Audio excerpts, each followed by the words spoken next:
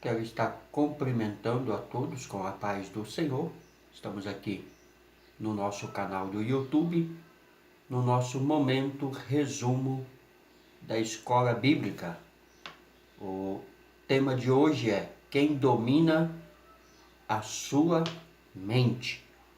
É o resumo da nossa aula de número 6 para você que nos acompanha no nosso canal do YouTube. Quero convidá-lo, você que ainda não se inscreveu no nosso canal, se inscreva. É fácil, rápido, clique aí no vídeo.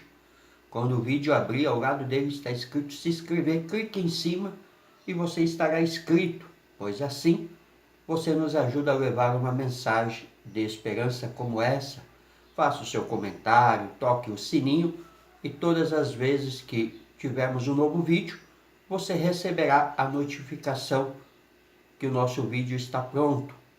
O nosso canal tem mais de 200 vídeos, tanto na área apologética como na área da família e também mensagens e louvores. Temos alguns versículos de parâmetro para a base da nossa aula de hoje. O primeiro se encontra em Marcos 12:30. A fé cristã é racional. Assim amamos a Deus com todo o nosso entendimento. Ainda temos Romanos 7:25. Servimos a Deus com entendimento, pois a fé cristã não é irracional. Romanos 8:6-7. A mente carnal é a predisposição mental da carne. Ainda Romanos 12:2. Transformados pela renovação de nossa mente. 1 Coríntios 2:16. Ter a mente de Cristo significa pensar como Ele. E Colossenses 2:18. A mente ou entendimento carnal pode envolver erro doutrinário. E o nosso textual está em Filipenses 2:5. De sorte que haja em vós o mesmo sentimento que houve também em Cristo Jesus. A nossa verdade prática diz: o substantivo mente, sentimento e entendimento pertence à esfera do intelecto, que permite a pessoa aprender, desejar, pensar e agir. A nossa leitura de base da aula de hoje é Filipenses 4:4-9, que nos diz assim a palavra de Deus: regozijai-vos sempre no Senhor. Outra vez vos digo, regozijai-vos. Seja a vossa equidade notória a todos os homens. Perto está o Senhor. Não estejais inquietos por coisa alguma. Antes as vossas petições sejam tudo conhecidas diante de Deus, pela oração e súplica, com ação de graça. E a paz de Deus, que excede todo entendimento, guardará os vossos corações e os vossos sentimentos em Cristo Jesus. Quanto ao mais, irmãos, tudo que é verdadeiro, tudo que é honesto, tudo que é justo, tudo que é puro, tudo que é amável, tudo que é de boa fama, se há alguma virtude e se há algum louvor, nisso pensai. Os que também aprendeste e recebeste e ouviste e viste em mim, isto fazei, e o Deus de paz será convosco. Essa palavra de Paulo, aonde Paulo nos chama a atenção dizendo como deve ser a nossa mente, como deve ser as nossas ações como ministros, ministras do Senhor, como homens e mulheres de Deus. A nossa mente não pode ser dominada pelo pecado. A nossa mente não pode ser dominada pelo erro deste mundo. A nossa mente tem que estar cativa em Cristo. Tem que estar focada em Cristo. O mesmo autor dessa epístola a Filipenses, Paulo disse: olhem para mim, fazem o que eu faço, pois eu sou imitador de Cristo. Eu sigo os passos de Cristo nas nossas palavras, eu faço o que Cristo faz. Então vocês podem olhar para mim. Oxalá que os ministros hoje pudessem ter essa mesma fala de Paulo.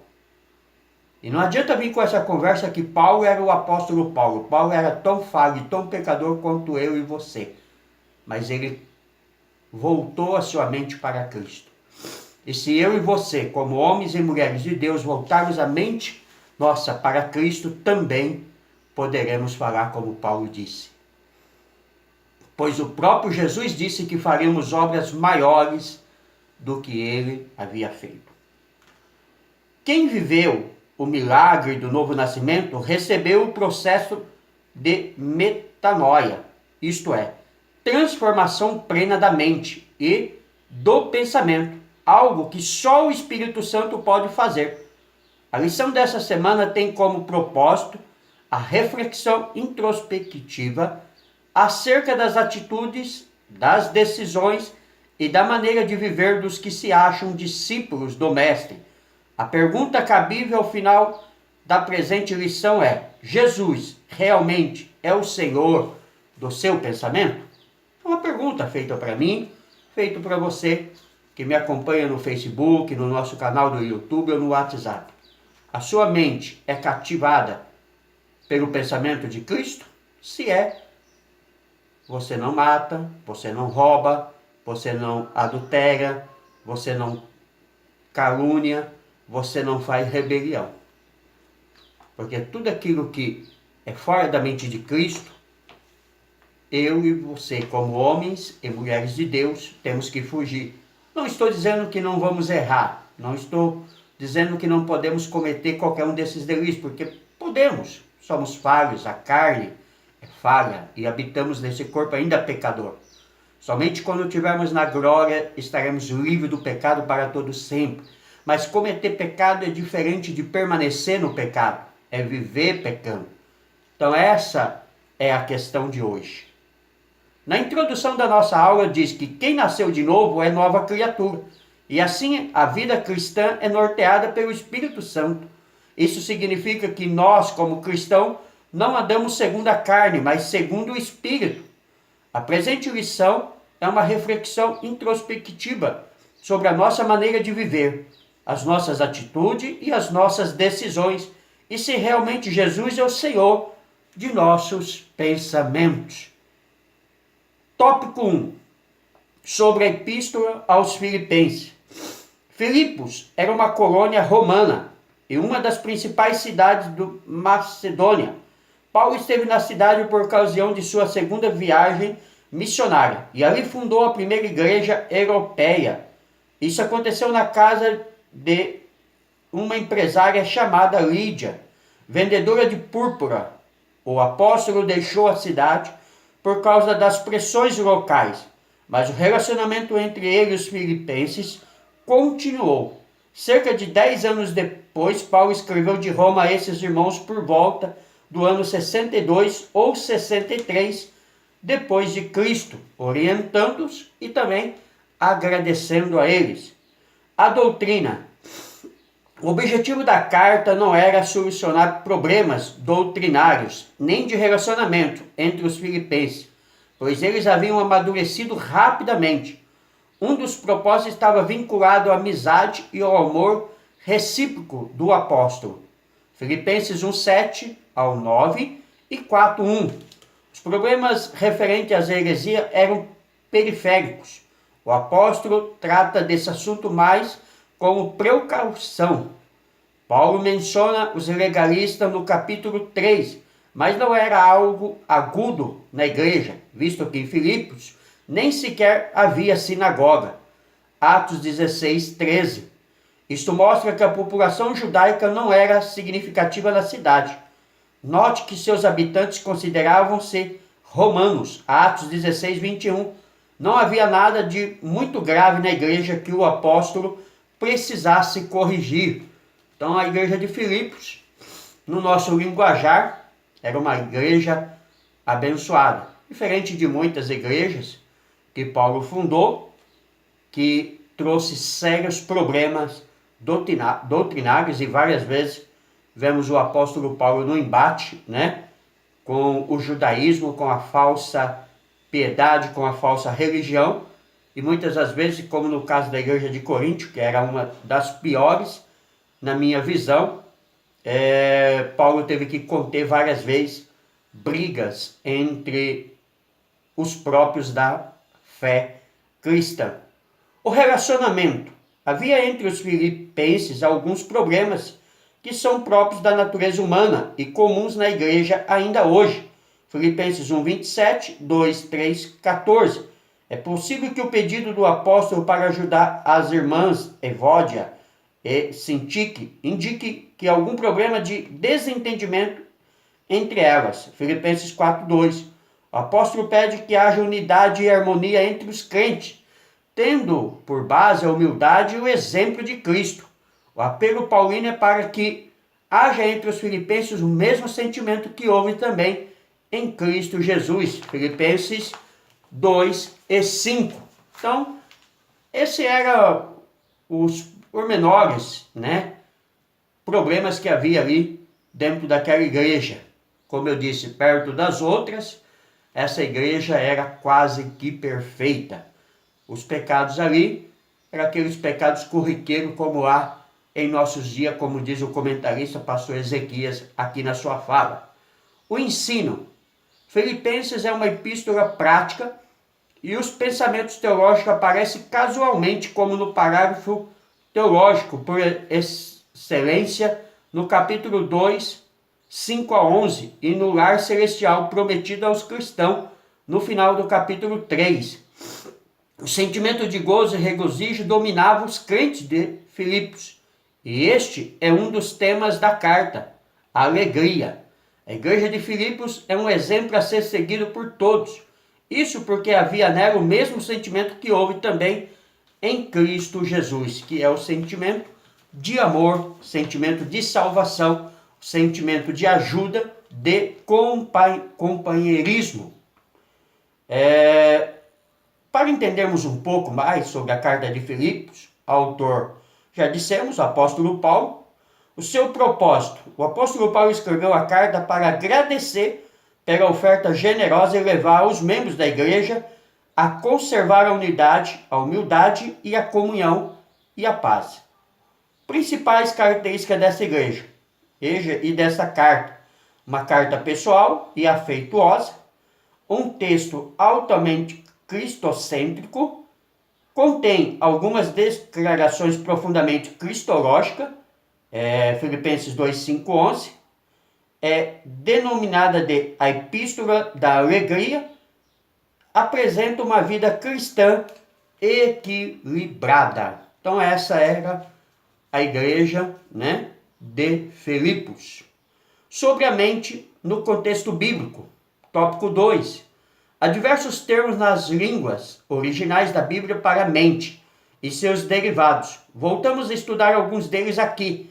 Cada termo apresenta diferenças sutis, mas significativas. A mente como faculdade psicológica.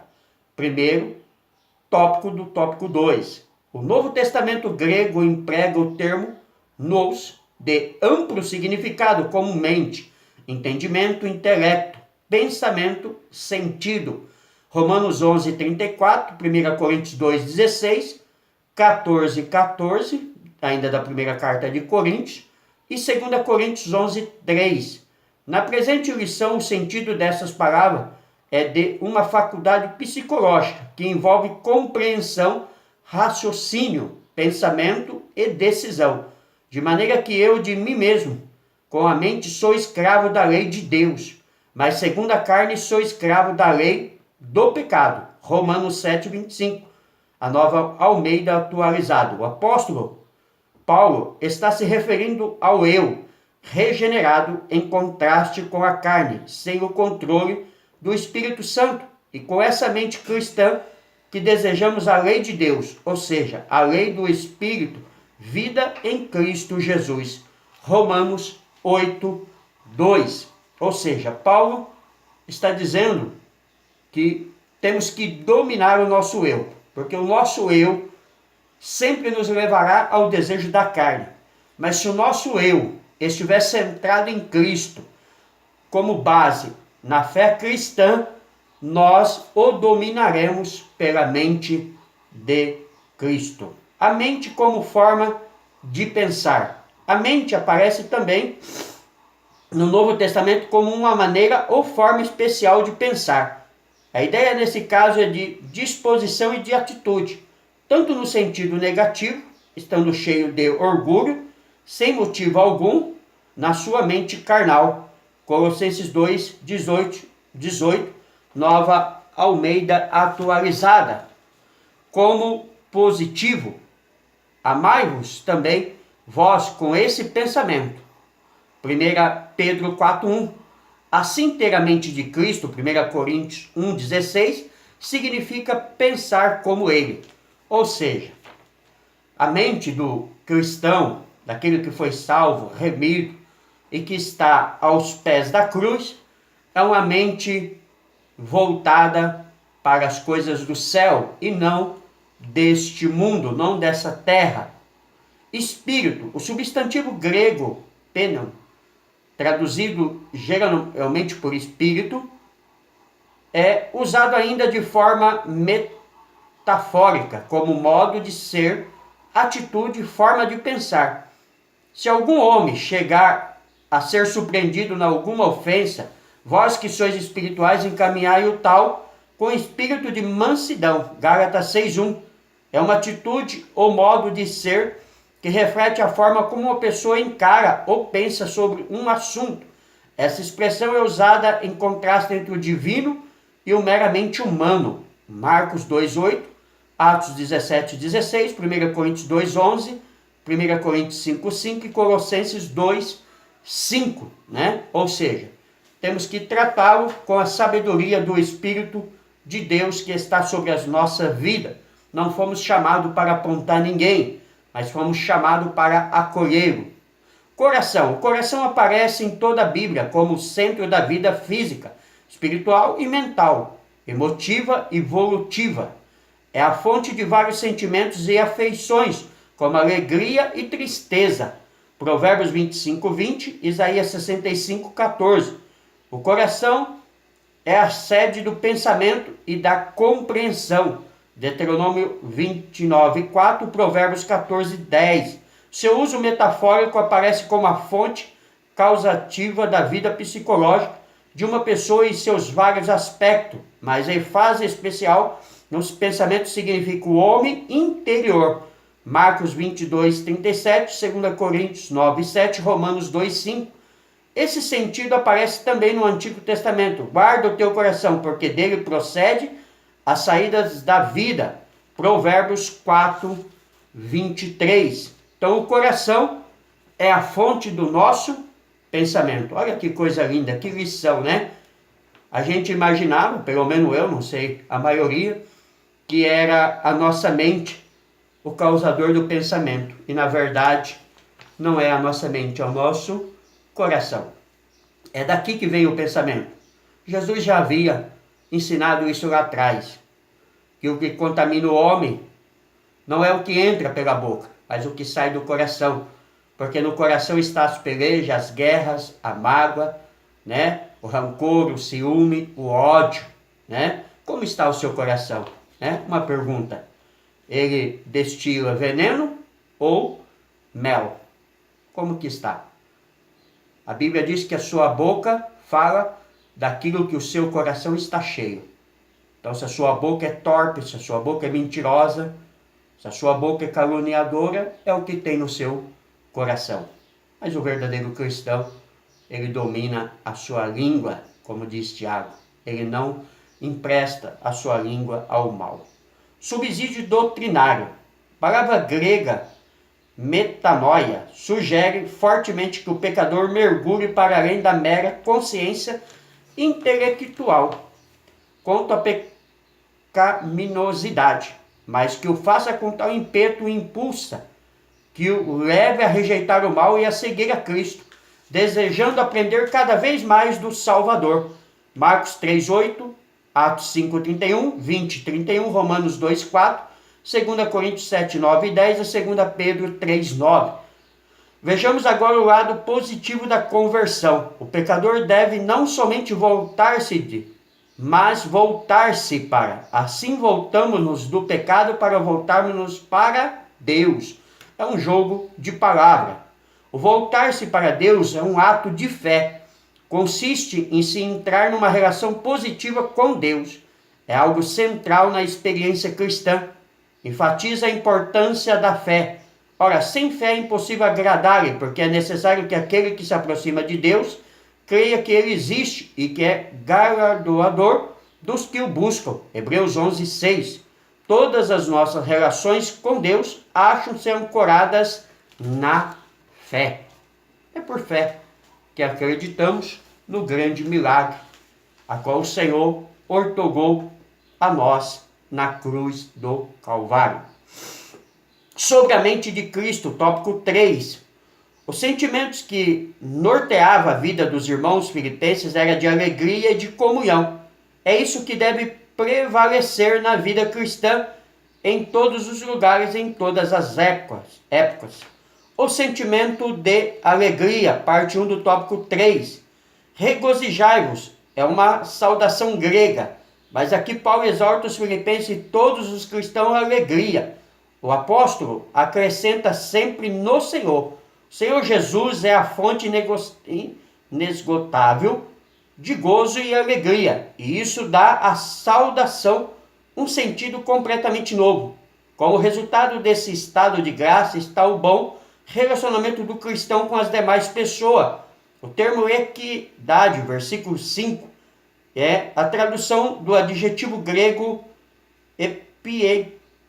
epeikos, compreensível, bondoso e benigno. A Almeida Revista Atualizada traduz por moderação.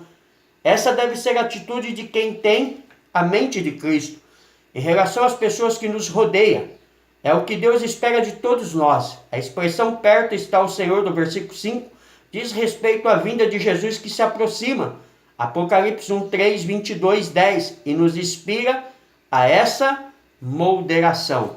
Ou seja, se sabemos que perto está o Senhor, iremos vigiar mais nas nossas palavras, nas nossas atitudes, nas nossas ações, nos nossos comportamentos.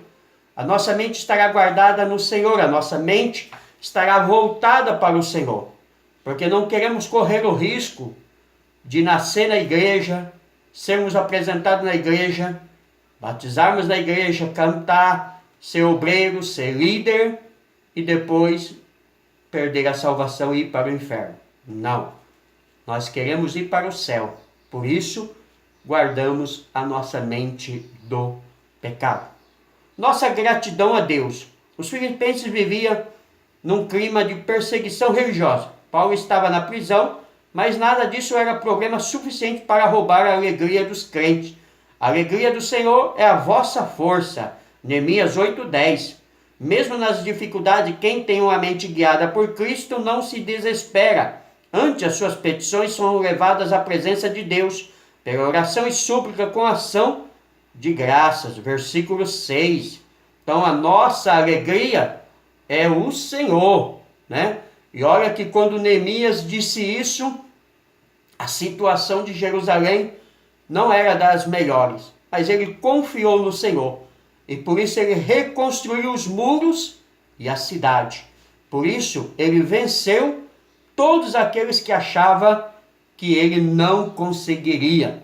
Ou seja, se nós estivermos com a nossa alegria no Senhor, com a nossa vida centrada no Senhor, nós também venceremos o mundo, nós também venceremos o pecado e triunfaremos diante desse mundo, mostrando que maior é aquele que está conosco do que aquele que está no mundo. A paz de Deus. O termo noema, pensamento, mente, diz respeito à faculdade geral de julgamento para tomar decisões no sentido do bem ou mal, certo ou errado. A ideia dessa palavra é de entendimento da vontade divina concernente à salvação. 2 Coríntios 10:5. Esse noema pode se corromper. 2 Coríntios 11:3 e se tornar endurecido. 2 Coríntios 3:14. A ponto de impedir a iluminação do Evangelho de Cristo.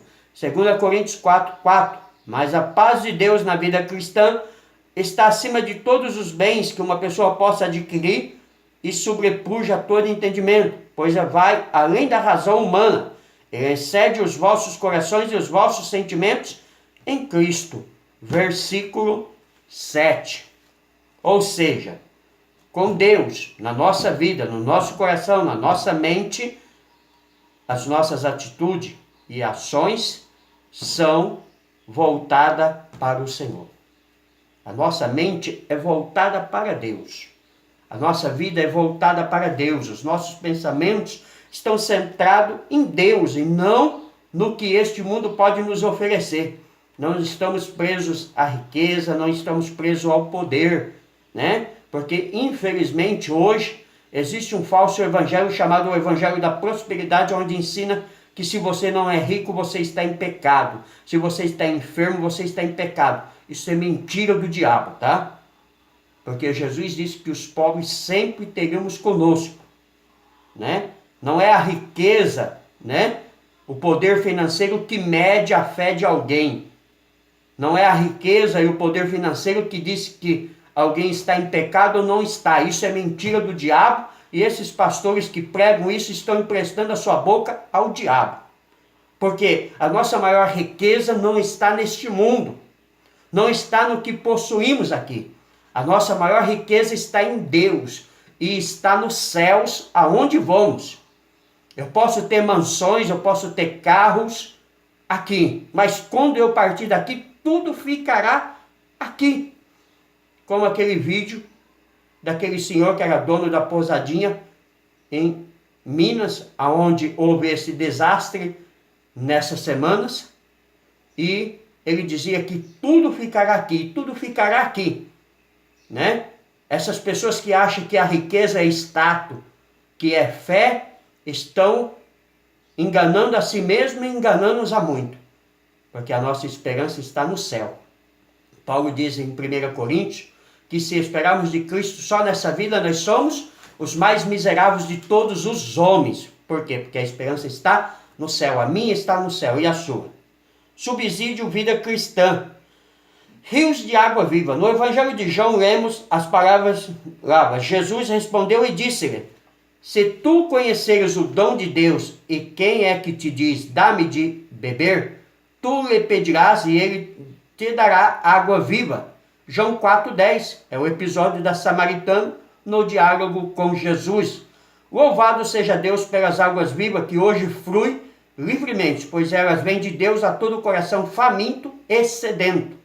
No poderoso nome de Jesus, podemos ir aos confins da terra, aos lugares secos e ermos, pois até os corações ressequidos, tristes e solitários foram feitos para se alegrar no Deus de sua salvação. Clamemos hoje pelos rios. Em Jesus Cristo recebemos o perdão dos pecados e a santificação de nosso espírito, alma e corpo. Em santificação recebemos o dom do Espírito Santo, prometido por Jesus aos discípulos, a promessa do Pai. Recebemos tudo isso pela reconciliação. Aleluia, glória a Deus. O profeta declarou que Jesus tomou sobre si as nossas aflições e carregou as nossas tristezas, mas ele foi ferido pelas nossas transgressões e moído pelas nossas iniquidades. O castigo que nos traz a paz estava sobre ele e pelas suas pisaduras fomos sarados. Isaías 53, versículo 5. Cura, saúde, salvação, alegria, vida eterna. Temos tudo isso em Jesus. Glória a Deus, né? Então essa foi a visão que o profeta Isaías teve. Mas preciso abrir um parênteses, porque dentro desse texto há uma doutrina diabólica ensinada também pelos pregadores de prosperidade, onde diz que ninguém pode ficar doente porque Jesus levou a nossa enfermidade na cruz. O que vocês não sabem ou fingem não saber, para distorcer as escrituras, que essa enfermidade não é só física. Pode ser física? Pode, em alguns casos. Mas essa enfermidade é o pecado. Foi isso que Jesus levou na cruz, e não simplesmente a doença física, né? A doença física às vezes é sugestiva da nossa natureza pecaminosa, né? talvez de alguns deleites que cometemos na carne, quando não cuidamos do corpo como deveria. Aí estamos sujeitos a algumas doenças e Jesus não é culpado por isso. Conclusão: nosso comportamento na vida diária, no lar, na igreja, no trabalho e na sociedade reflete o que há em nosso coração. E isso mostra por si só quem domina a nossa mente. Há pontos na fé cristã que são inegociáveis. E quem é dominado pelo Espírito não abre mão de sua fé e nem cede 1 milímetro sequer de sua fidelidade a Deus. É esse Espírito que domina a mente dos crentes fiéis em Cristo Jesus. Amém? Pelo menos deveria ser assim. Se não está sendo, o erro não está na Bíblia, o erro não está na palavra, o erro não está na igreja, o erro está em você. Deus abençoe você juntamente com a sua família. Volto a convidá-lo. Se inscreva no nosso canal. É fácil. Abre o vídeo, clique em se inscrever e você estará inscrito e nos ajudando a levar uma mensagem de esperança. Compartilhe esse vídeo com seus amigos no Facebook, no Twitter, no Instagram e também no WhatsApp.